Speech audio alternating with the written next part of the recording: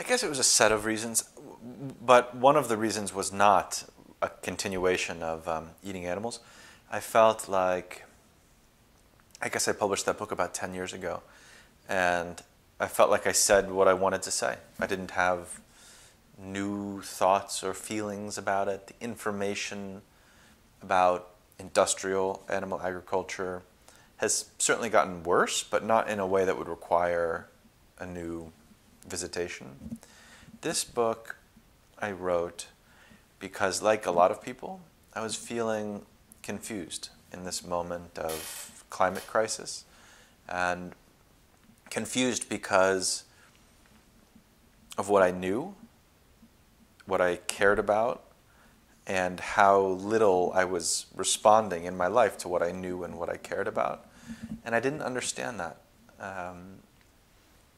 My problem was not one of information, and my impression is that's not a problem that many people have anymore. 5 years ago, 10 years ago, there really was a certain amount of ignorance or confusion about climate change. But now, even in America, which is a bit behind Europe in terms of awareness, 91% of Americans accept the science of climate change, and 70% wish that America had stayed in the Paris Climate Accords, including the majority of Republicans. So it can feel tempting or convenient to believe that about half of the people are just ignorant and stupid, and if they would wake up to science, then we'd be able to solve this problem. But it's not true. There are a lot of different kinds of denial. One is denying that the scientists are telling the truth or denying that they're correct. Another kind of denial, which is a far worse problem right now, is people like me who certainly believe the scientists and care about what they're saying, but don't believe them in our hearts. We believe them in our minds, but not in our hearts. And so when I started to write the book, I didn't have some answer that I wanted to share or an argument that I wanted to make. I was experiencing a struggle that I felt sure other people were experiencing and would recognize, and I wanted to share that struggle.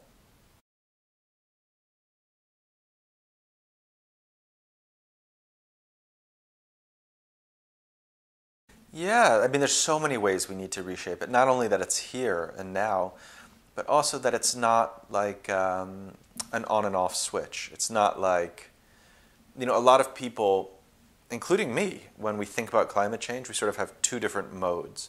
One mode is we're doomed, it's over, doesn't even matter. And the other mode is we're going to be okay. I don't know how, but we're going to be okay. And the truth that scientists tell us is we're not doomed and we're not going to be okay. Like, it's going to be something in the middle, and we're at the beginning of this process of extreme loss. We're going to lose some cities, because of flooding, sea rise. We're going to lose some amount of the Amazon.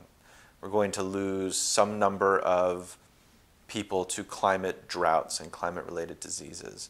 We're going to lose some number of years of life expectancy, and on and on and on. But we don't know how much. The amount of loss that we will experience will be determined by what we do.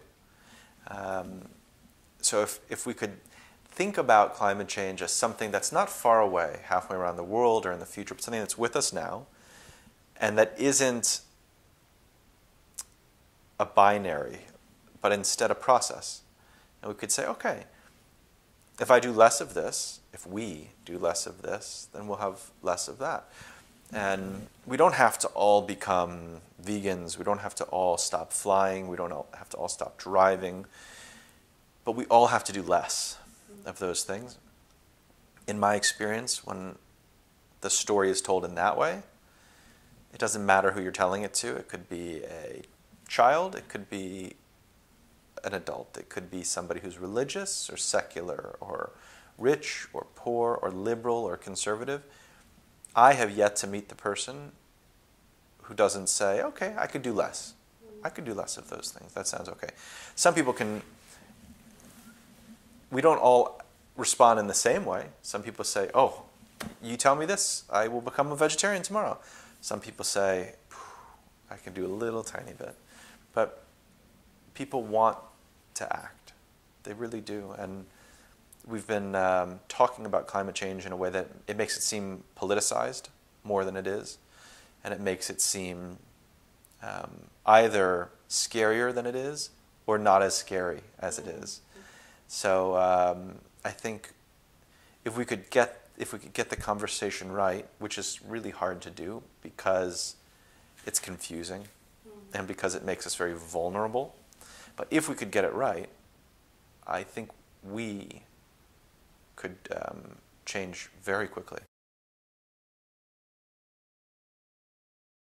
I think, you know, only in the last 30 years, 40 years, it's a new thing. We've come to believe that we are entitled, you know, to whatever we want, whenever we want it. And there's a problem if we don't have what we want when we want it. You know, the things that we have to do less of, like flying and driving and eating meat, we do so much more of than our parents or grandparents did. You know, if I were to find, if I could talk to my grandparents and say, gosh, I'm only going to be able to fly 2 or 3 times a year, 2 times a year. I'm only going to be able to eat meat once a week. They would say, sounds great, you know, lucky you. We have a problem of perspective. I have a friend who was with his mother when she got a cancer diagnosis. He was in the room with her, and the doctor came in and said, you know, I have some very, very bad news. You have a month to live, something like that. And she said, why me? Why me? And then she said, why have I been so lucky? Why have I had such a good life? Why have so many good things happened to me? And it's the opposite of what you would expect. You would expect her to say, why me? Why do I have cancer? And I always think about that story. You know, with the climate, it's very easy to focus on the things that we have to change. Like, oh, God, we have to eat differently. We have to recycle. We have to think about clothing and where clothing comes from. We have to think about transportation. Instead of saying, wow, look at what we get, you know, in exchange. Like, we live longer than human beings have ever lived. We have more than human beings have ever had. This beautiful planet, the ability to enjoy it, biodiversity, coastal cities. If somebody were to present us, you know, if an alien came down and said, okay, here's the deal. You can have all of this, and they explained everything that we get in our natural world, but you're going to have to eat less meat and fly less and drive less. We would say that's the greatest deal that's ever been proposed. You know, it'd be the great. But it's very hard to think about it like that because we're used to what we're used to. You know, that's human nature. So I think on the one hand, we can't deny human nature. We shouldn't say, come on, don't be ridiculous, just change, because it's not that easy, you know. On the other hand, it's important to keep reorienting ourselves and refocusing ourselves toward what we have and what's necessary and what we can do.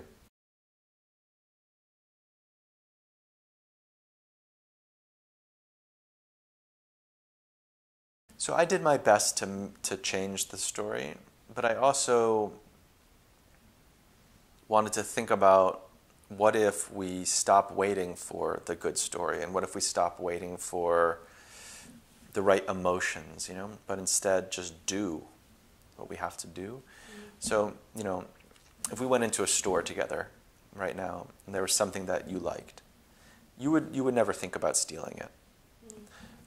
It's not as if you would have to suddenly have a memory of the social contract, and it's not as if you would have to, in your heart, feel, you know, the presence of the shopkeeper and his or her children and not wanting.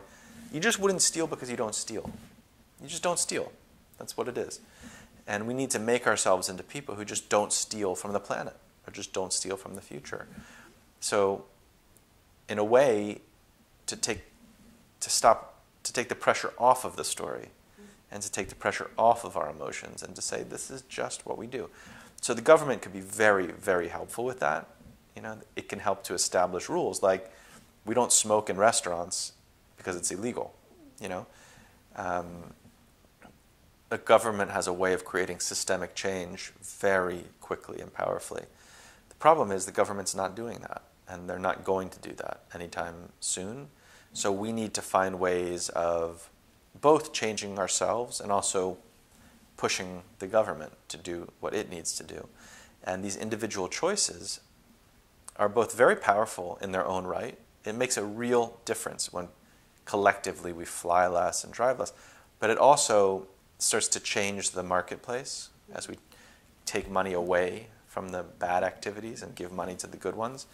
And it nudges the government to change as well, so that we have like a virtuous cycle, where individual action pushes the government to behave differently, which pushes us to behave differently, which pushes the government.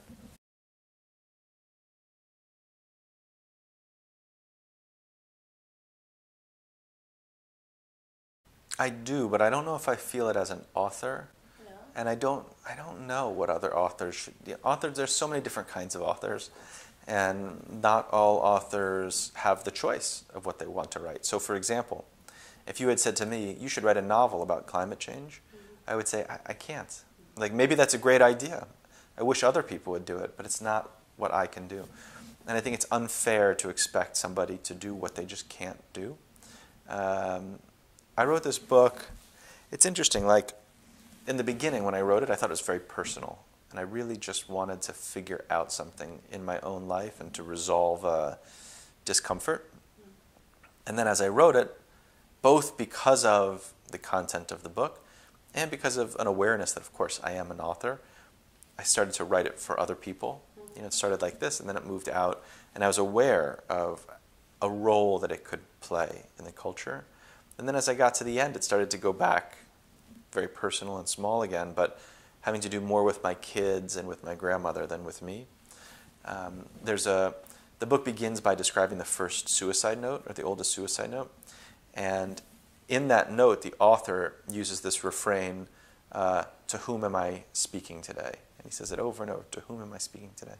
And I end the book asking that question again, and my answer at the end of the book was my kids. So all of which is to say, the book has many different styles and voices and perspectives, ways of engaging with the subject. And similarly, I felt a number of different identities as I wrote it. Sometimes I felt like an author, and sometimes I didn't. Sometimes I felt like an American. Sometimes I felt like a grandson or a father. Sometimes I felt Jewish.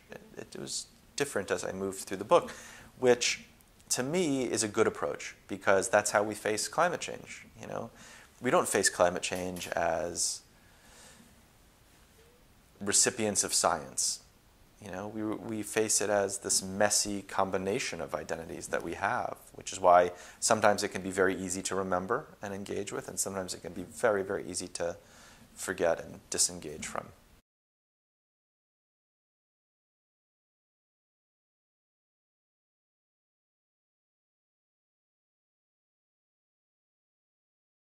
I did for a couple of reasons. One, because it's true. And what's the point of writing something that isn't true? There are a lot of ways to be truthful. Fiction is a kind of truth also, but in the context of this book, I wanted to be honest, even though it risked real embarrassment, and a kind of shame that I felt as well. But also because I think it's useful. When somebody shares their ethical accomplishments with me, I usually just find it kind of annoying, and I don't feel inspired at all. I just feel like, okay, good for you. When somebody shares their struggle with me, I usually find that inspiring. Like, if a friend were to come up to me and say, oh, you're flying for your book tour? Oh, I don't fly anymore because it's bad for the environment. I'm surprised you do. I would say, all right, well, screw you, But if somebody said to me, gosh, I find it really tricky because I've been reading articles about the impact of air travel and I want to participate in the solution, but I kind of need to fly for work, and I also I work so hard, I don't get very many vacations, and I want to show my kids other parts of the world. So I'm trying to navigate this whole thing, and I don't really know how to do it, and I'm feeling kind of badly about it, but I'm trying. Then I think, this is interesting to me. And that makes me want to help them if I can, but it also makes me want to try harder in my own life, because it opens me up instead of closing me down.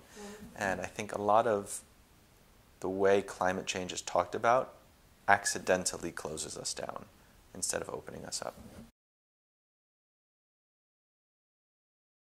Because, I was telling other people what to do, and it's very hypocritical to say, I wrote a book about, don't do this. I wrote a book saying it's destructive and it's cruel and it's violent, and then I did it. And it's not, obviously I was okay with telling it. I chose to. Nobody forced me to.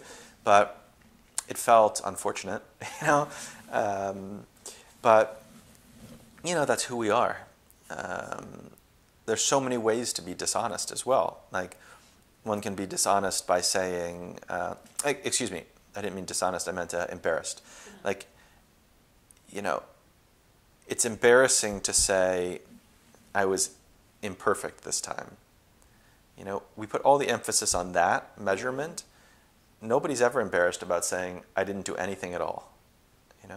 We're so used to measuring the distance from perfection.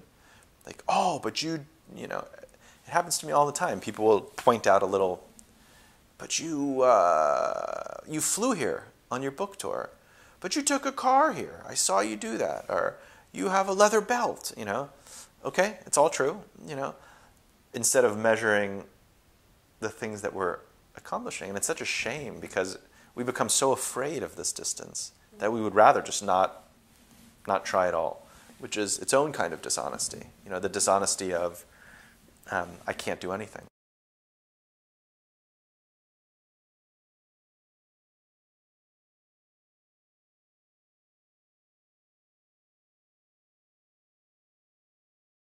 Yes, I do. Yeah? Otherwise, it's empty writing. Yeah. It would be a lie. I think that writing is more important than how I live, because the power of influence, like whether I eat a hamburger or not, it doesn't really matter. But that's actually what's important about our eating choices, is that they're really not made as individuals. If you make a choice, people around you notice. They really do. Your friends notice. Maybe if you have a partner, the partner notices. Parents, children notice. The waiter notices. The person who buys the food for the restaurant notices. The supermarket notices. Especially in this world that we live in now, where all of our information is tracked. All of our preferences are tracked. Amazon knows what you bought at the grocery store. The grocery store knows what you bought at the restaurant. And a world of social media, where there's more sharing or even a kind of social surveillance than we've ever had before. It puts an emphasis on individual choice, and it makes individual choice more likely to become contagious, like a social contagion. Individuals on their own can't change the planet, but the planet is made up of individuals, and our individual choices, or what seem like our individual choices, can quickly become collective, which really do have a power. So writing a book has a collective power, an influence that's greater than just eating. But that doesn't excuse me, from trying in my own life. I certainly wouldn't feel like myself. Some of this is also, it's not only doing what's right, it's doing what feels right for you. And there's a power in that. If I think about the best meal I ever ate, the pleasure of the meal ended when I swallowed the last bite. Then it's done. There's no more pleasure until I eat my next meal, whenever that is. There is a pleasure in being yourself, in acting on your values, in closing up the distance between who you are and who you want to be. And it's not the same kind of pleasure as food. It's not as primitive. It's not as immediate. But it might be deeper and longer lasting. Whenever I make a step in a direction that I believe in, I feel a kind of relief. I feel good. I feel happier. I think climate change has inspired a lot of people to feel a certain kind of alienation from themselves, maybe even something like a little bit of depression or sadness, because we know we're not doing what we want to do. We witness ourselves not doing what we want to do. It doesn't mean we have to be perfect, but when we take a step in the direction that we want to be moving in, it feels good. It feels really, it's its own kind of pleasure, actually.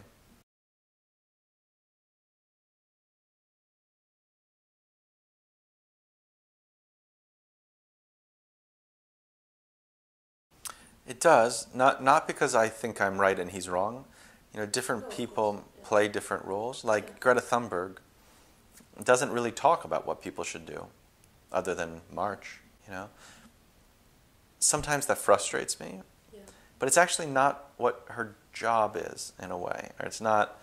You know, she is amazingly effective at opening people's hearts to the issue, of making them feel something. She's the first person who's been able to do that on a very broad scale. So, you know, perhaps it's not her role to be more specific than that. It's interesting that, you know, both Greta Thunberg and Al Gore are vegans for the environment. When I was in America, I would do, for my book, I would do events every night, and I would very often be in conversation with a climate scientist. Every climate scientist I was on stage with was a vegetarian. I had no idea at all. I was so surprised. And I would say, wait, you don't eat meat? Like, and they say, yeah, of course. Like, I don't fly on a private plane. I don't drive an SUV. I don't eat meat. It just goes without saying. I had no idea. So I think there's a balancing act. It would be great if it were talked about more.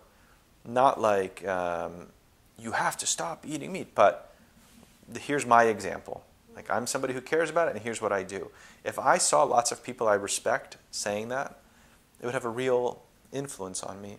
On the other hand, we can't put, as I said, different people have different jobs, you know?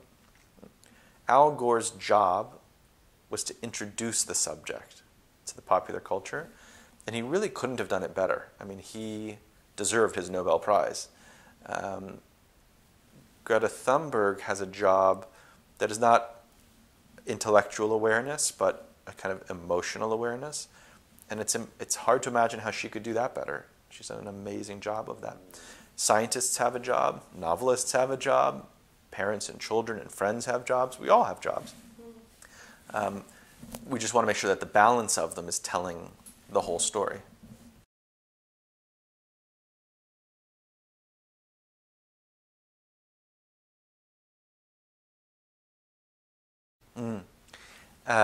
So I should say, first of all, the title in French was my original title. Oh, okay. Yeah, and then just at the last minute, I decided to change it. Okay. And Olivier, my publisher, said, "Oh, I kind of like in French. It works well, and I don't know if weather would work so well in French, so let's keep it." I said, "Sure, it's no problem." I wasn't thinking about the Constitution actually, although it's interesting. I just hadn't thought about it before. Yeah. I was thinking about the first thing, you know, that we sometimes make the mistake of thinking about climate change as something that's distant. Like, other people are making it happen, other people can fix it, and other people will experience it. But it's really us now and we together, you know, the collective. That's what I was thinking about.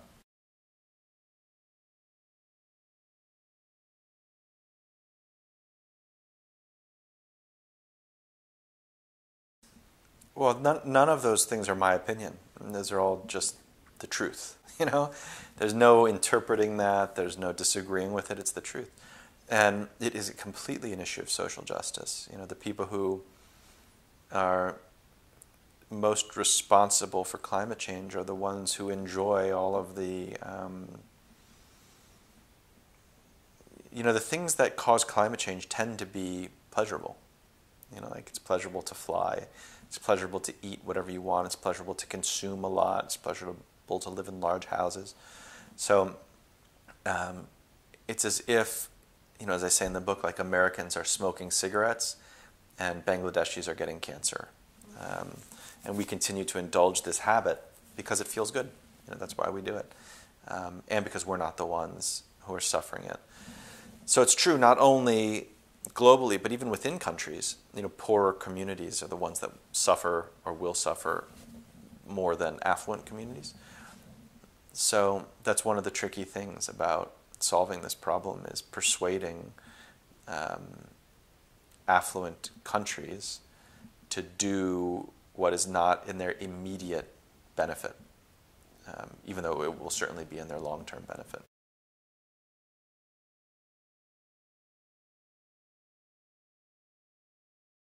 I was trying, but I was also, I also do wonder if we will never see, if we'll never be aware, and we just have to do the right thing, even if we don't see, even if we're not aware.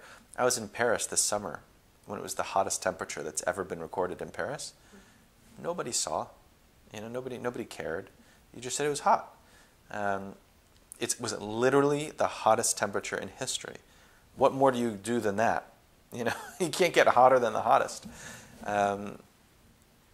We have, 1,000-year floods like every year in America, 1,000-year storms every year. We're not going to get any more proof. What would it even look like? This is it. And apparently we don't know how to respond to it emotionally or intellectually. So we have to respond to it with our habits. And as I said, it would be wonderful if the government would force different habits on us. And I suspect it will at some point. But in the meantime, we have to do what we can to change our habits and to force the government to change our habits. I think it's just true. I had a really interesting conversation with a woman named Christiana Figueres about a week or two ago. She was the former climate chief for the UN. And what she said was, we always overestimate what we can do in 1 year, and we always underestimate what we can do in 10 years. In 10 years, we need to reduce carbon emissions by 60%. That sounds like a lot. It doesn't sound crazy or science fictional, but it sounds like a lot. So let's, if we do it a year at a time, we have to reduce about 6% a year. If we were to go out on the street today in Paris and say, hey, can you become a vegetarian? No, almost nobody would say yes. If we were to say, hey, could you stop flying or driving? Almost nobody would say yes. If we said, the planet needs you to fly 6% less this year and eat 6% less meat, do you think you could do that? I think most people would say yes. I think they would. I think at the very least most people would try. So we're scared, and we're scared in part because we don't really know what we're talking about. Some people say, we're all going to die in 20 years, which is not true. Or, we all need to change our lives in these dramatic ways. If instead we can bring it down to just like a calm conversation about what needs to be done that's really specific, I think it can work. It's worked in my own life, like I used to just say yeah, I'll fly less. That's what I'll do. And it doesn't mean anything. And then I observed myself not really doing what I said. I made a decision a couple of weeks ago that I just won't fly for vacations in 2020. If I have to work, I'll fly. It felt like a way to start, And it made a really powerful change in my life, both in terms of behavior, because now I don't think about it every time. I don't feel a little guilty every time. It's just who I am. It's like the thing with the store and stealing. I am just somebody who doesn't fly for vacations. And it's also created an impact. My behavior has changed dramatically, and so has my kind of emotional relationship, I guess, to action. So one thing that I always suggest to people is make a plan. Write it down on a piece of paper. Don't worry about what it is. Don't worry about if it's enough or not enough. Don't worry about comparing it to other people. Don't worry if it feels insufficient. Don't worry if you are afraid that you will be hypocritical or be accused of being hypocritical. Just write it down. Have an honest conversation with yourself. How much less can I fly? How much less can I drive? So my plan was to eat no animal products for breakfast and lunch, and then I eat as a vegetarian for dinner. Not to fly for vacation in 2020, and then I'll see after 2020. To take only 3 cab rides a week, and to volunteer 1 day a week there's an organization I like called 350.org, and also for New York City public schools, just talking to students. And it's really changed my life. You know, nothing I just said to you is radical. It's not, my life will feel the same pretty much.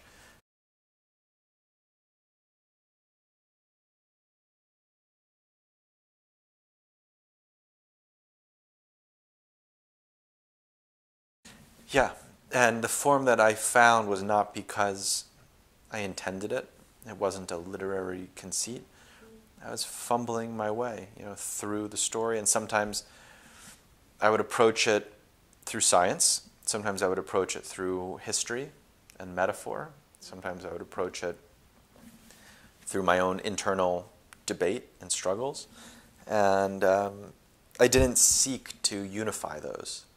I wanted to share the very different sort of modes of engagement that I have. Because that, to me, is what it feels like to be a person in this moment of climate crisis. My goal was not to write a clean or neat book, but an honest book about being a person in this moment.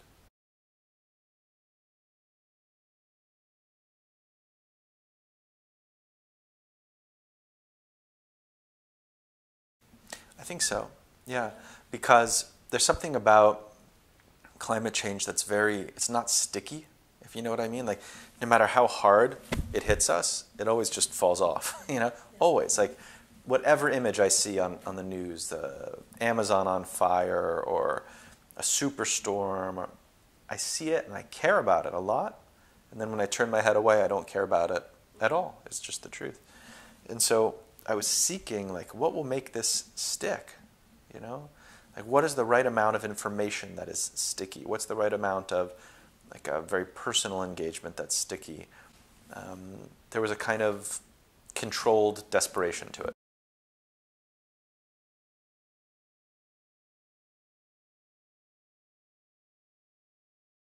I wasn't trying to reach more readers. No? I think I was trying to, it sounds a little bit silly maybe, but I really was trying to reach myself. Yeah. I really was. Like, I've read a lot of books on climate change, and they can be very impressive and well-written and truthful, and they just don't really reach me on a deep level. Certainly not on the level of changing my life. And I wanted to change my life. So I was trying to move myself. But, to be honest, that's what I do with a novel as well, when I write a novel. Like, I am the writer, but I'm also the reader at the same time. And my test for whether something is working is it working for me? I don't imagine somebody in the world. I don't have any trusted friend or something that I show a book to. It's just, I'm constantly returning to myself and asking, is this working for me?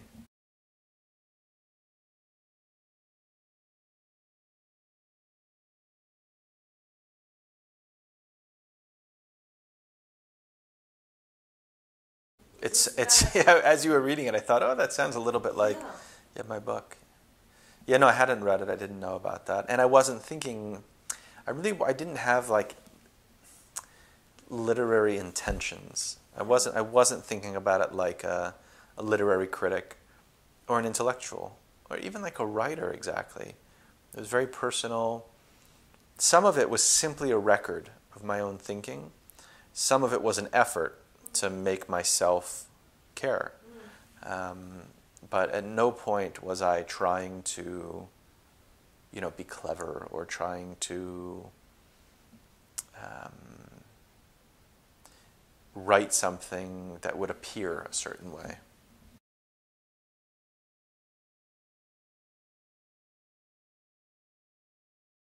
Well, yes and no, but again, like, I was really experimenting with the power of narrative for myself, for somebody who has struggled to be moved by these narratives. I mean, I don't mean to imply that I was like totally personal or naive. Like, I'm aware that I'm a writer. I knew that I was going to publish the book. And so somewhere in my mind, I had to be thinking about a larger world than just my living room. But I don't know, I find when I write, I'm pretty good at ignoring that. And instead, writing not to elicit an effect in an imagined reader, but to either express something that's important and truthful to me or to elicit a reaction from myself.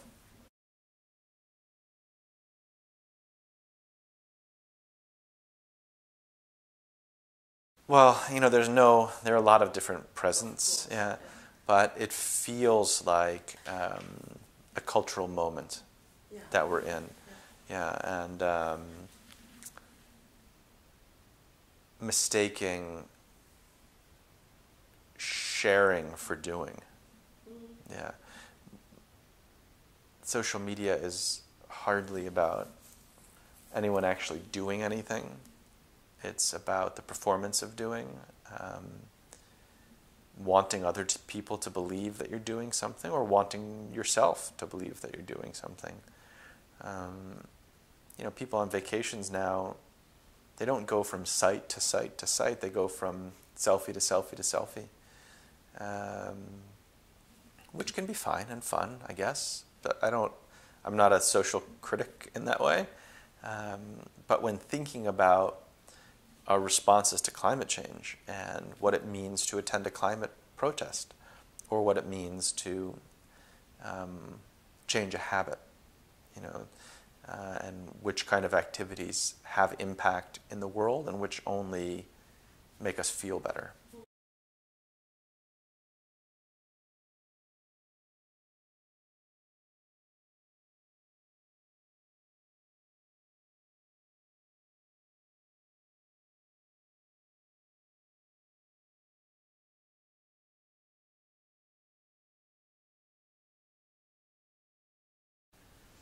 I think that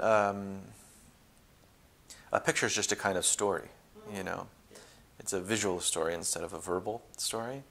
And it's something I thought about a lot when I wrote Eating Animals, actually, because images inside of farms are really more powerful than any words could ever be. But they also scare people away.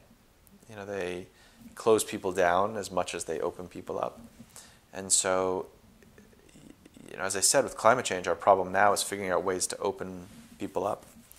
And the sort of biggest form of opening up is like what I was describing these astronauts feel, this overview effect, when you suddenly see the larger picture, And that is what's so hard with climate change. It's so hard to see what's further away in the future, or around the planet, or in terms of our immediate causes and effects that are very far away.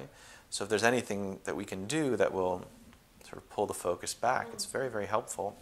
And even, for example, in that section with all the facts, the bullet points, I was telling a factual story, a scientific story, but I also wanted to try to choose facts that might inspire me or inspire a reader to kind of look up and say, oh, that's a different way of thinking about it. I didn't know. Not in the sense of intellectual knowledge, but like something more visceral. So it's not, I think the use of images in the book, and there are quite a few of them, have to do with a different way of exploring storytelling.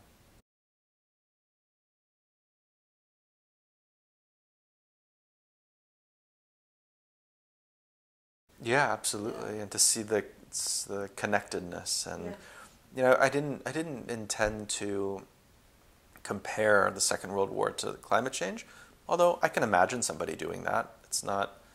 I don't feel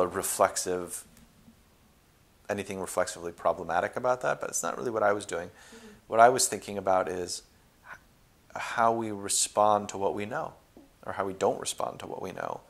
and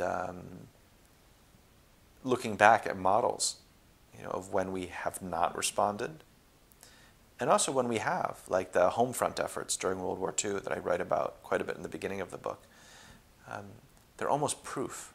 You see, we can do that, or you see, we can also mess it up and look at what happens.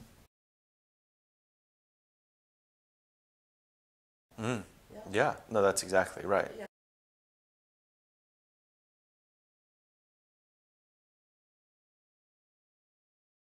I don't know. I mean, I think I take the Book of Endings and I take that first suicide note, also my grandfather's suicide note.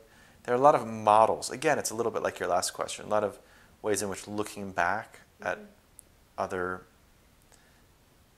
analogous examples can help us see what it is that we're doing now. There were certainly times when I was thinking about the kind of rhyme in between my book and the Book of Endings, or in between my book and the suicide note, or between my book and the images that were sent into space by the artist. The truth is, we won't know. Like, we don't know how the story ends.